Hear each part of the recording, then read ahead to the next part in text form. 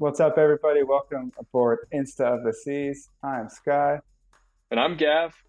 and we are cousins. Join us today for the Voyager of the Seas. Ian is a loyal to Royal Cruiser from Columbus, Ohio, and has been on over 20 cruises with Royal Caribbean. Ian fell in love with cruising back in 2014 during his first cruise on the Navigator of the Seas, and is currently a Diamond Plus member on Royal Caribbean's Crown and Anchor Society. Ian's favorite sailing so far has been the 2021 restart sailing on the Adventure of the Seas out of NASA and the inaugural sailing of the Wonder of the Seas in 2022. Yeah, we're stoked to talk to him. He's up next.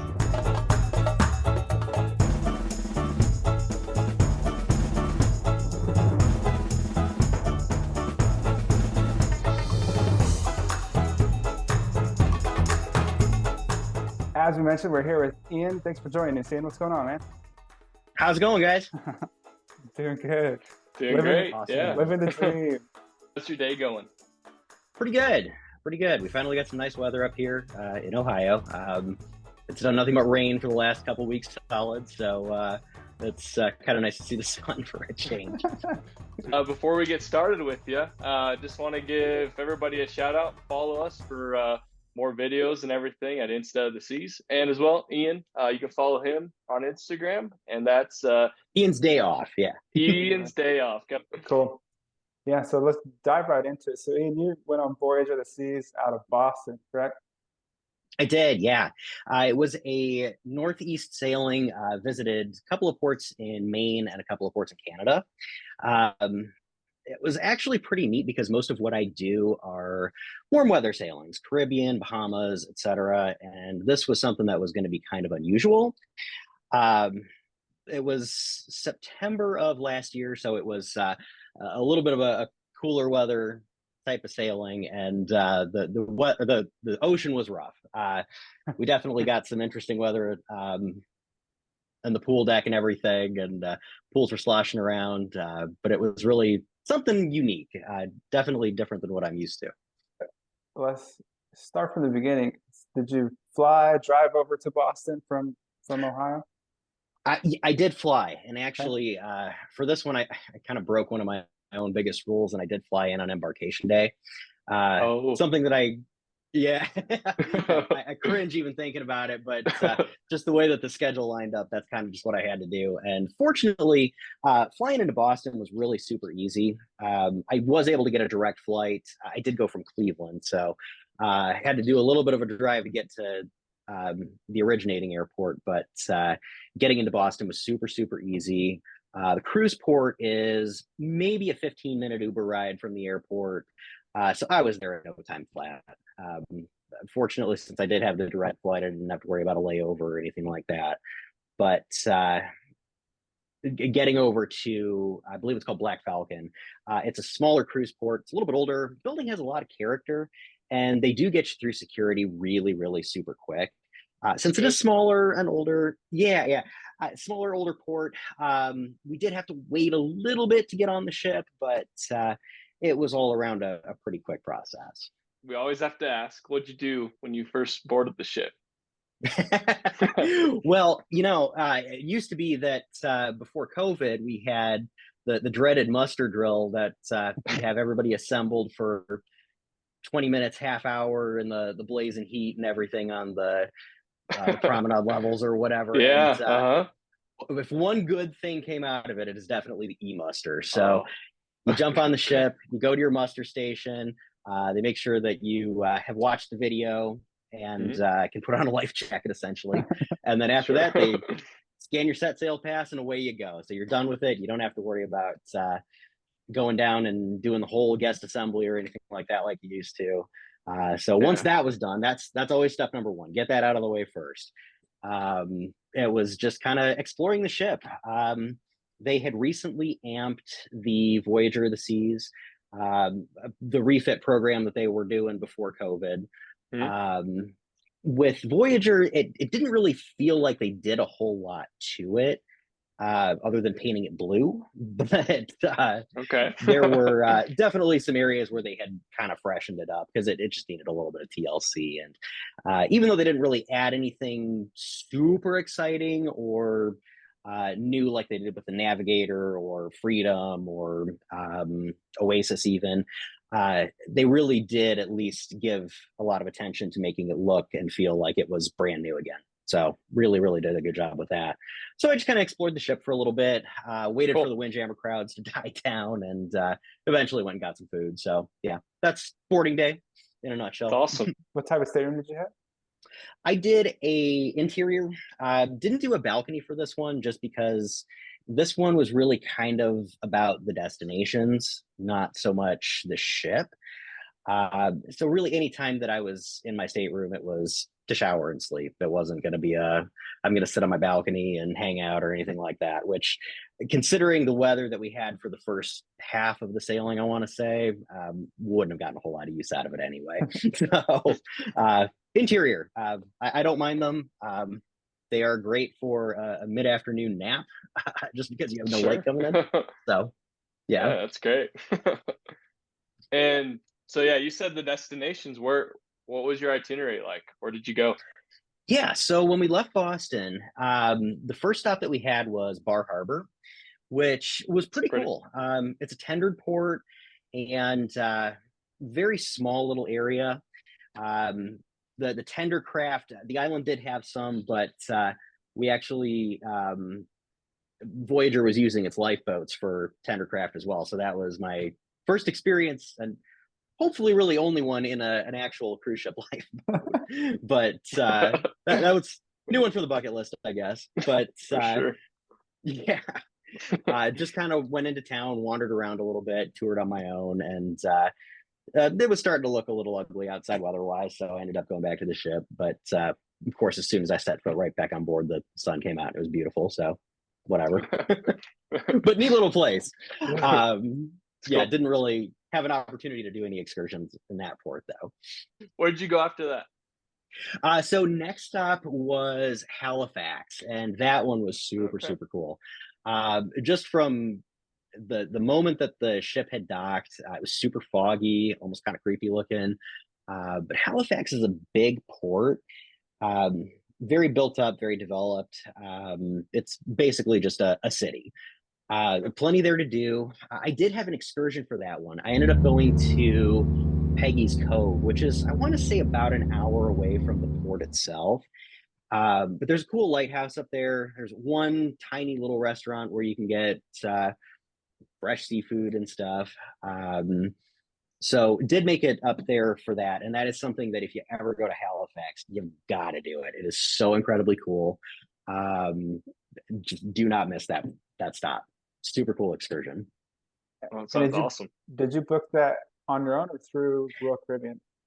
So I did actually book that one through Royal Caribbean. I try to keep my excursions to Royal Caribbean or the cruise line, essentially, just because if, heaven forbid, there's some kind of a scenario where bus gets a flat tire or something like that, they will get you back to the ship. So you got that guarantee backing you up at least. They do usually cost a little bit more, but you kind of have that peace of mind that backs up the decision there. What was after Halifax? Halifax, we actually we left Halifax and had a sea day. So that was probably actually the roughest weather that we had. I'm pretty sure there's a video somewhere of I'm up in the Viking Crown Lounge and I'm looking down at the pool and it's just like tidal waves coming out of it. So that was kind of wild to see. But one thing that's kind of interesting is when the ship is going through thick fog, like it was that day and through most of the night before, they actually have to blow the horn every 2 minutes. So every 2 minutes, you'd feel the ship rumble and blast of the horn, and it went all through the night, all through most of the day. So that was kind of wild. But yeah, it was basically, you got used to it, I guess, after you hear it 100 times. Yeah. But yeah, the ship was moving quite a bit. They had the X-Ax on the railings and everything. So the only thing that I really remember from that was the top tier event. And I do remember kind of taking note of there were a lot of diamonds, Diamond Plus, Pinnacles on the sailing. So the theater was actually pretty full, which was kind of wild. Usually those are not well attended events. Yeah, right. So you make it a priority to go to those on I do try to. Yeah, it's kind of fun. Just because when you go, first of all, you get your free champagne, which is always fun. But they also show like a breakdown of the Crown and Anchor statuses that are on the ship. So with Crown and Anchor Society, it's gold, platinum, emerald, diamond, diamond plus, pinnacle, and it's always kind of fun to see the breakdown of where everybody falls on that. So I do enjoy that. So after that sea day, did you go to any other locations, or was that? Yeah, we actually had two more. So wow. yeah, that was actually kind of another reason that I had booked this one. Was it was a 4-port itinerary. That's usually great. you kind of cap out around 3. But yeah, the next port was going to be St. John, and that was also up in Canada, obviously. So that's another one that I just kind of toured on my own and Cool. saw some cool stuff. It's a neat town to walk around. It's somewhere that you can get pretty much anywhere on foot. You don't need to worry about really like a taxi or anything if you just kind of want to go and sightsee a little bit. Weather did get nice at that point, so I did finally get back to the ship and finally jump in the pool. So that was my second half of the day in St. John, but neat little port too. Sweet. And then after that's awesome that you got to go to 4 places. That's yeah. And the last one, we had a sea day in between St. John and Portland was the last one. So one thing that was kind of wild, since we had been to international ports before stopping in Portland, they actually had brought the customs and immigration on board to do passport checks and all that stuff, which is a little bit of a process because literally everybody on the ship does have to go through it. You don't have a choice because that is your immigration stop coming back into the U.S. The trade-off for that, though, is when you're getting off the ship in Boston, instead of having to go through customs in Boston, you basically walk off the ship, you grab your bag, and you're done. So you don't have to do the whole passport check because they did it on the ship the day before. They like set up in like the promenade or in the Royal Theater or something and make everyone. They will use the theater. In this case, they actually used the main dining room, and I want to say it was 2 out of the 3 decks. They had a setup where basically you just you walk in one side, you make a big loop through it, and then out you go. So, yeah. And was it any type of like, did they give you a certain time when you had to pass through, or did you just show up and go? Yes. In fact, you did actually have to. It wasn't actually specifically in the Royal Caribbean app, but they left a card in the stateroom one day with a QR code on it. And you just zap the QR code with your camera on your smartphone, took you to a website, and you just filled out your information to kind of pre-check. And then it had you select your time slot for when you would go and show up physically with your passport to clear immigration. Oh, wow. Okay. Yeah. And did you get off the ship at all? Definitely did. Portland was great. I really actually enjoyed that port quite a bit. And it was probably the one that I was like, oh, well, if I get off, I get off. If not, whatever. But I'm really, really glad that I did. I ended up going to a couple of different breweries, which were a lot of fun. I did not have a chance to get a lobster roll when I was in Bar Harbor. So lobster had to happen since I'm in Maine. So I was able to do that and check that off the list. And it was absolutely 100% worth it. Making me hungry. That sounds delicious. Oh, so good. So good. You need a late night snack, right? Right. All right, let's try kind of switch gears for a little bit. So let's talk about the entertainment on the ship. What did you think of it? Are there any shows that stood out to you or that you didn't really enjoy? Yeah, so the entertainment was pretty good because Voyager didn't get like a Broadway show or anything when they did the renovation. They kind of kept to a lot of the standard Royal Caribbean original productions. There was one, I'm probably going to mess the name of the band up, but I'm pretty sure they were Frankie and the Dreamers is what they were called. And it was the gentleman who was the lead in Jersey Boys when it first opened. So they did a bunch of Four Seasons stuff. And it was actually a pretty good show. I was pretty impressed with it. That one did stand out. I don't think that there was anything that was really bad that I saw. The ice show, of course, it's a Royal Caribbean must do. If you're on a Voyager, a Freedom, or an Oasis class, or soon to be an Icon class, do not miss the ice shows. They are so incredibly cool. And right now, only Royal Caribbean does them. That's right. So that was one night. But yeah, super, super cool. But other than that, it was pretty much just your usual original productions and comedians and that kind of stuff. Yeah. Did they have much live music? Was there someone playing in the pub, playing guitar, Yeah. live music on the top Yeah. deck? Every night in the pub, you definitely had the guy with the acoustic guitar. Schooner Bar, you always had somebody at the piano. Again, kind of Royal Caribbean staples in that area. We didn't really get a whole lot of pool deck music because usually your Caribbean bands and everything are out there when the pool is hopping, and it kind of wasn't for the first half of the sailing. But I think too that kind of can change based on where you're sailing to. And somebody had told me when we were in port that when you're in Canada, you can only have one bar per deck open. And I believe that for the pool, they actually had the main pool bar closed because they had the Windjammer open, if I'm remembering correctly. And then the second level bar was open, or it was flipped around some way. But in any case, the pool just wasn't as busy because it was on the chilly side, and there just wasn't a whole lot going on out there. So I did kind of miss that a little bit because that is always kind of fun. But without good weather, heat, and sunshine, the experience isn't really there anyway. Right. Unique in its own way. Did you do any other type of activities? Like, do they have a rock climbing wall, or some that might have been laser tag or something like that? But yeah, I don't remember seeing laser tag on this one, and that's something that did start popping up with the renovations. But if Voyager got one, I don't remember if it had it on this sailing.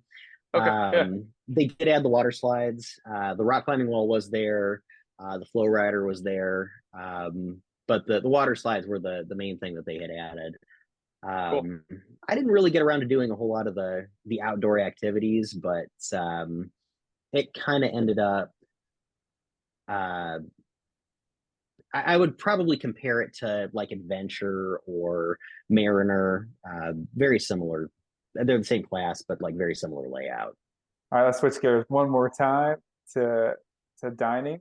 Did you do any specialty dining on this sailing? I really didn't. And the biggest reason for that was the specialty dining venues, which Voyager had Chops,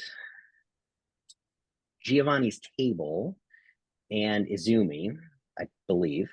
And then, of course, like the main dining room. But for whatever reason, the specialty dining venues and the main dining room were absolutely packed.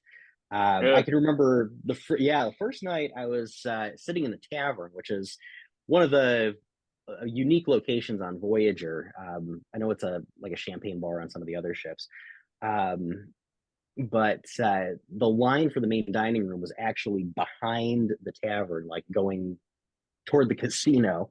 And it was just just regular seatings in my time. So I actually, for this one, was a little boring and kind of just did Windjammer for an awful lot of it.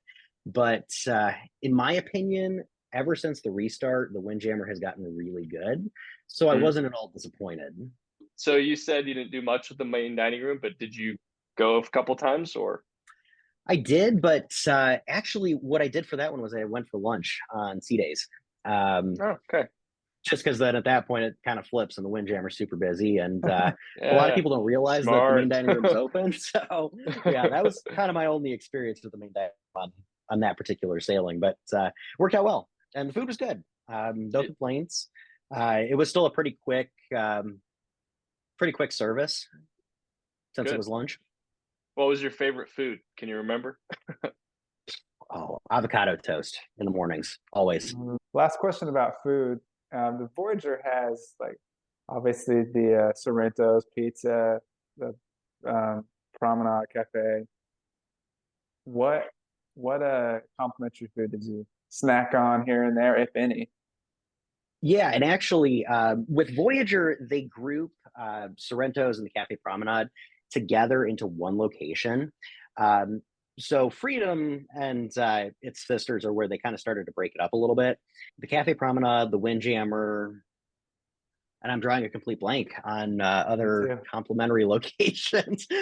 Yeah, I feel like sure. they kind of missed an opportunity to add some stuff to it, like No Playmakers or Bamboo Room or any of that cool stuff that they added to the other ships when they did the renovations appeared on this one. So we got a few random questions for you, but so sometimes it's fun to hear everybody's opinion on this. But if you could choose one cruise ship to be on for the rest of your life, what would it be?